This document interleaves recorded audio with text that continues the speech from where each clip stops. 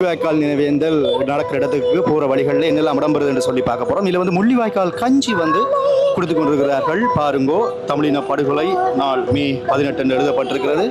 மக்கள் முள்ளிவாய்க்கால் கஞ்சிகளை குடித்து கொண்டிருக்கின்றார்கள். அப்படியே நாங்கள் உள்ளே வந்து செல்ல போகிறோம். 9:45 முரசு மோட்டையில் இருக்கிறோம். வீதிகளிலே மக்களுக்கு வந்து வழங்கி கொண்டிருக்கிறார்கள். இரத்த தான முகாம் எல்லாம் இருக்கிறது. இன்றைய தினம் இரத்த தான முகாம் எல்லாம் மக்களுக்கு வந்து மக்கள் வந்து வழங்கி கொண்டிருக்கிறாங்க. நாங்கள் இன்னும் உள்ளுக்கே சென்று பார்க்க போகிறோம்.